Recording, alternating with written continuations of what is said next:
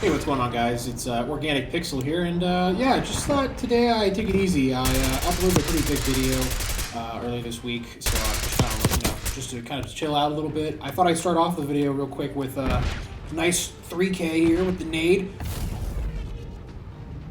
Got him! Alright, nice. Freaking Call of Duty, man. Nuketown does not change. It's amazing how I've been playing this game for a good portion of my life, and it's unbelievable how it's still the same game somehow. I thought I like I said earlier, I was just taking a quick break in terms of the quality of the video. Yeah, ultimately this is just a quick video, and basically if you're familiar with Call of Duty commentary of any sort, this topic is always one that comes up in any Call of Duty video. By the way, real quick, one thing I want to comment on before I really dive into this subject is just the footage you're seeing. Nuketown had a weird glitch the day I captured this, so I thought I'd just showcase some of that footage real quick. As you can see here, the bus texture isn't loading in, so I can just see through the bus here. You know, classic Treyarch, classic Call of Duty. Even the car is missing, so I basically have X-ray vision here. Thought I'd just have that little gameplay. Am I hacking? Am I cheating? Yes, I'm cheating. Am I hacking? This was entirely on accident. I've not been able to replicate this again. Not sure what caused it, so just thought I'd showcase the footage here. I think I got a quick kill streak going here, but this is a video the topic that is very common within this kind of genre of video, Call of Duty commentary, and basically it's just, it's about finance. It's about, what's basically, anything about finance is always about life at the end of the day. It's about, people, when I was like in my early 20s or even late teens, I would watch occasionally, I would have a streak of just watching videos like this, whether the gameplay was Call of Duty or not, basically just kind of, preparing for the next stage of my life. When you kind of get out of the house, you're on your own for the most part. Mom and dad aren't there to wipe your ass anymore, and you gotta take care of yourself. And a big topic of that process is money. Talking about what you want to do for the rest of your life, how do you want to make your living, how do you want to make your millions or whatever. And mainly money because not because money is the root of all happiness. I think Casey Neistat actually had a really great video on this. But basically, money doesn't give you happiness, but it makes aspects of your life easier to maintain and obtain, which ultimately in the long run makes it easier for you to be happy and streamline and simplify your life. And that's obviously important to anybody, but especially in your early 20s or your late teens, you're just figuring things out. You basically kind of finished the tutorial of life, and now you're basically into the base game, with very little XP. So this video is really, I'm 29 now, so I'll be 30 soon. My 20s will have been over, and a lot of the commentary videos I see nowadays are pretty aggressive with this kind of advice. I just wrote some bullet points of things that I think if I can go back in time to maybe when I was like 20-something years old and just tell me, hey man, here's some things to learn and do. Not telling me to buy Bitcoin or whatever, or which stocks to buy, but really more or less things to kind of also keep in mind. Some advice about staying positive and living a good life, and making sure that you can provide for yourself and potentially people in the future. So yeah, I'll just kind of go into the financial advice process. There's some bullet points I wrote down here, and first thing I would talk about first is what to do with financial advice. One thing about advice, or even especially financial advice, is everyone has an opinion about it and they all want to share it. And I think that's you have to learn what to do with that information, what people share, and how to respond to it, and also how to act on it. For example, in my stage, within my process of learning more and more about my finances as a single guy who's living on his own. Looking to buy a home very soon, for the age of 30. Done pretty well for myself. Done several years in tech software. Done pretty well. Lived kind of like pretty, I wouldn't say lower middle class, but I live pretty below my means for the most part. And just this is essentially where the perspective where that a lot of that advice comes from here, but. With that being said, I've gotten a lot of financial advice. A lot of it pretty good, a lot of it also really bad. And I think at the end of the day, this isn't really more or less, what I'm referring to here isn't really, hey, you should buy XYZ, or you get into Bitcoin, here's Solana. It's really more kind of stuff that stuck with me and from where you're getting it from, and also what to do with that advice. a lot of times the advice I come across, and I'm just gonna kind of list 3 people off the top of my head that, for whose financial advice or advice about life I've actually, considered and taken, but I'll talk more about what I do once I take that advice.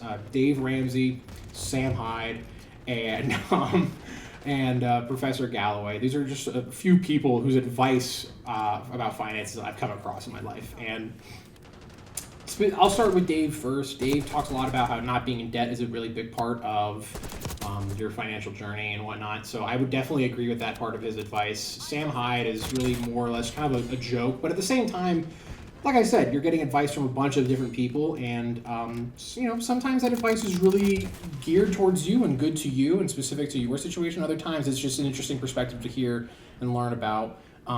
His advice is kind of a lot of ha-ha, hee-hee jokes, but sometimes there's a shred of truth to it. How about taking charge in your life is really important, and specifically one thing about Sam Hyde that he's, advice that he always catered to, he will always agree with, I think. I'm not speaking for him here, but exercising and working out. I know that it's not necessarily dollars, that doesn't equate to immediate money or immediate dollars, that kind of advice about working out, but getting in shape and taking care of your body, really important down the road. Being healthy in shape is going to definitely help your finances down the long run. You don't want to be out of shape, fat, falling apart, and then having those bills, because all that's going to do is just slow you down and then, slow your quality of life down tremendously as well. The last guy is Professor Galloway. Actually, I saw this guy speak one time in person. A lot of his stock advice or business advice seems to not really go in the right direction, but I think he's been pretty right about a lot of personal and life advice. About basically living below your means, trying to achieve what essentially is the American dream. And his idea of the American dream is, obviously owning a home is a big part of that, but also dying comfortably. I thought that was an interesting point that he brought up one time when talking about a similar topic to this video. He was talking about how he was really happy that he lived his life in a way where he was successful enough to give his parents an honorable and comfortable death. Which I know that sounds crazy, but you laugh. There's a lot of cases where people who get just really sick or get really old and in a position where they can't take care of themselves because of their finances or because of their previous life choices and whatnot. So that really hit home, especially when my grandpa was getting older and whatnot. So again, this is just kind of circling back essentially on what my main point was, though. It's getting where that financial advice comes from and what you do with it. I've never met any of these people, but at the same time, finding that financial advice to essentially guide you through your journey is really crucial. You kind of need a North Star or a trajectory or direction you're headed towards with your finances, and you need to understand what fits your motive apparatus, what fits the way you want to navigate the rest of your social life and inner circle. But at the same time, it's also a lot about where that advice comes from and then what you do with it and then how you actualize it. Do you hear, me going back to the whole working out and eating healthier thing, you've probably heard hundreds and thousands of people, PSAs, everything tell you that.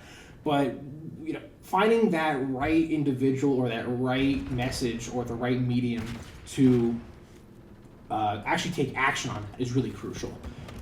So that's one aspect of things I would tell my 20s. The second thing would also always be learning, always be trying to learn a new skill or a new hobby, picking up something and then trying to figure out, tinker with it. That's a really big, crucial aspect. I wish I did more of that. Lately I've been going back to the whole eating healthy and whatnot thing. That's something I've picked up a lot on. I've also gotten back into doing video and photo editing and whatnot with this kind of YouTube channel. So there's really no, at the moment, the drive right now with this YouTube channel, a lot of the other small projects I'm working on and whatnot are all around making me better at certain things and also getting kind of flexible with being uncomfortable and learning a new skill set. That's always crucial to always be doing, I think, in your life. No matter if you're 18 or 40, I hope that I'm always still trying to learn a new skill and whatnot. If I could give advice specifically on what skills, if I go back in time again to my 20s and tell me what skills specifically I should really hammer down, I think learning a new language, again, eating healthy. I've already said that before. And the third thing around that specifically would maybe be cook and take care of yourself. That's a really big part of that, especially doing it right and well. I think anyone can microwave dino nuggies, but learning how to make a good salad and whatnot, something that's really good for you and provides you the nutrients that you need and whatnot, is also really crucial. I think a few other things I want to talk about is just kind of reminding myself from time to time that not everyone starts with the same deck of cards. I got pretty fortunate with where I ended up with my life. My background's pretty straightforward and also pretty well-to-do.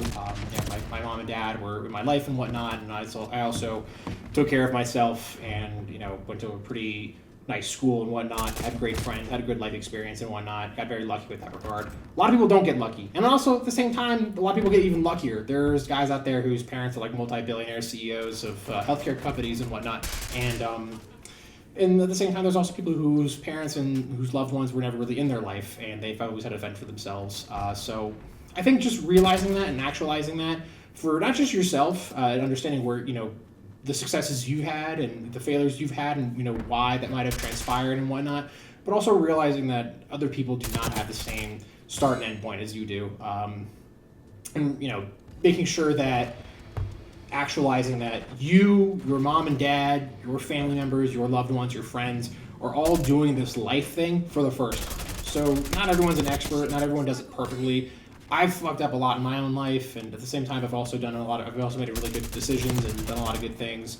But realizing those and kind of actualizing on them and learning from them is really crucial. But understanding that other people find their own ways to learn or not learn ever, really, and just stay in the same place. But just going back to what I said earlier, just not everyone starts with the same deck of cards. Realizing that, understanding that, and working around that, really crucial, really important to learn more about yourself and also to make sure you're cognizant of and aware of other people as well around you. Let's see here. Okay, last thing I would tell myself as well here. Try to always learn what your money's doing. Knowing where your money is going and what it's doing is really crucial at this stage of the game. I have a lot of investments in terms of stocks as well as a little bit in cryptocurrency and whatnot. I'm hoping to eventually actualize that into property and whatnot down the road very soon. But I know where my money goes. I'm not in any debt of any sorts. Going back to what Dave Ramsey said, I also know what my credit card bill is going to be. I know what bills are coming through. I make sure I have a savings vehicle or a savings area where that money could sit if in case of an emergency. But I also know certain vehicles that I have, like stocks, CDs, bonds, and whatnot, where that money will over time grow and potentially fund things like homes, home ownership, investments I want to make. And also things like the nature of properties I want to acquire or life choices I want to make, if I want to start a family and how that family will look, where I will live, how comfortable I want to be, et cetera, et cetera. Retirement, that's a big thing. I'm always in my early life that I think about saving for retirement and making sure that I had a nest egg to make sure that my retirement and towards the end of life was comfortable and whatnot. So, but this can also even just equate to, like, hey, what are you spending on groceries? Do you know how much you spend a week on groceries? Do you know how much you spend on eating out? Do you know how much these subscriptions cost? And making sure that you're balancing your life around that.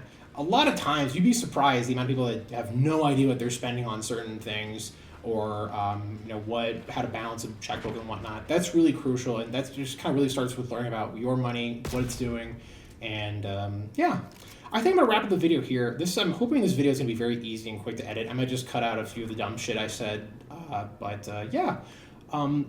quick before I wrap up, thanks for anyone who might have watched a few of my recent videos. I'm trying to get into this YouTube thing for a fun little hobby and kind of learning more skills and whatnot, as I said before. But at the same time, I want to talk about video games and talk about things that interest me. Down the road, I might do movies and whatnot, but I'd love to hear your opinions on any of the videos I've made and whatnot. I recently just made what I consider to be the most work I've put into a video in terms of scripting, in terms of editing and whatnot, which is the Texas Chainsaw Massacre video. And at the same time, if you're new to the channel, I would also recommend checking out the Strap Tat video. I have a sequel planned for that one specifically, but we'll get more to detail when that day comes. Thanks for watching. Leave a like, subscribe, comment, tell me if my advice is good. It sucks. But yeah, thanks. Have a good day. Bye.